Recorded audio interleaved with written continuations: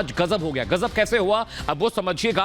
आज इजराइल में Joe Biden थे, उन्होंने कंधे पर हाथ रखा और कहा कि हम इजराइल के साथ हैं, चाहे उन्हें किसी भी तरह की जरूरत हो। दो मुल्क एक साथ आए हैं, एक दुनिया की सबसे बड़ी महाशक्ति है और दूसरा मुल्क जो वॉर के जो टेक्नोलॉजी है उसमें सबसे अव्वल है। तो क्या अब हमास का खात्मा होना तय है? प्राइम टाइम की ओपनिंग स्टोरी आपके लिए।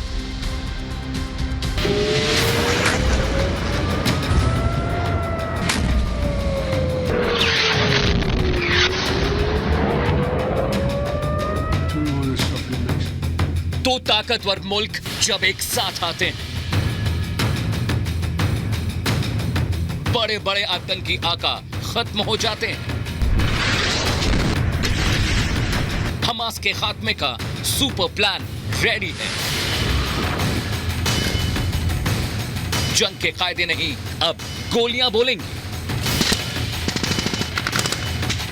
दुनिया का सबसे ताकतवर मुल्क अमेरिका और जंगी टेक्नोलॉजी का मास्टरमाइंड इजराइल हमास के खिलाफ अब एक साथ जंग ऐलान कर चुके हैं। दोनों नेताओं के बीच की केमिस्ट्री देखने के बाद खाड़ी देशों की नींद फाख्ता हो चुकी है। इजराइल हमास जंग के 12वें दिन अमेरिका के राष्ट्रपति इजराइल पहुंचे हैं। उन्होंने जंग के मुद्दे पर नेतन्याहू से मुलाकात की। इस दौरान बाइडेन ने कहा, मैं यहां खुद आकर ये दिखाना चाहता था कि हम इजराइल के साथ हैं।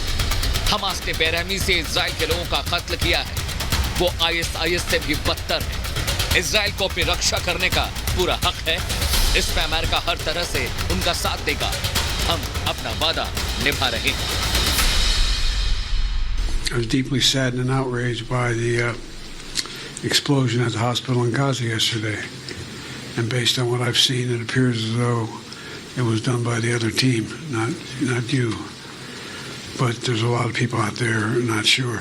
So we've got to overcome a lot of things. Netanyahu ने इजराइल पहुंचने के बाद बाइडेन का शुक्रिया अदा किया।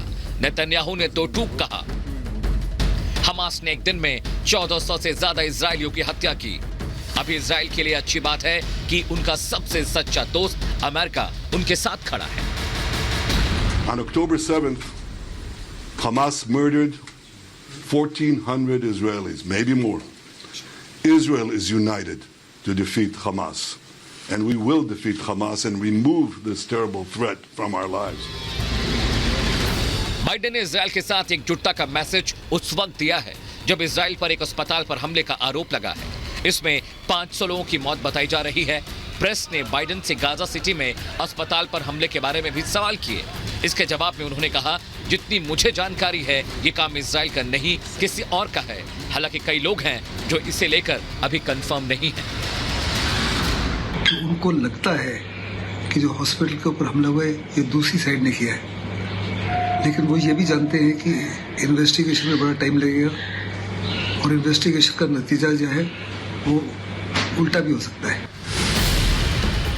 बाइडेन का एयरफोर्स वन विमान जैसे ही एयरपोर्ट पर उतरा तभी इजराइल बॉर्डर के किसुफीम इलाके में अटैक के सायरन बजे। हालांकि ये इलाका तेल अवीव से काफी दूर है। इजरायली फौज हमास के खिलाफ जमीनी कार्रवाई की तैयारी पूरी कर चुकी है और उसे सरकार से हरी झंडी का इंतजार है। इजराइल चाहता है कि अमेरिका हमास के खिलाफ ऑपरेशन में उसकी राजनीतिक और आर्थिक तौर पर मदद करे।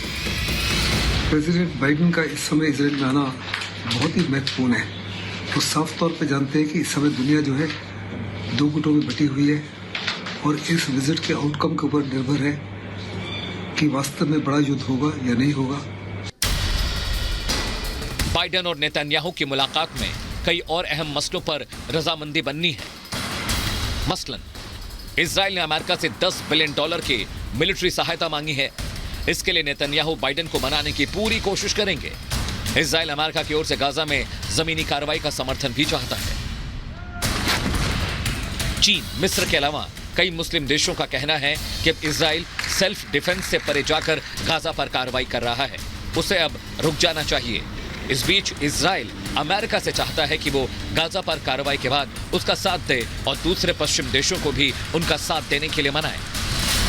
वास्तव में लोगों की सिंपैथी जो है बहुत तेजी से इजराइल के खिलाफ हो रही है।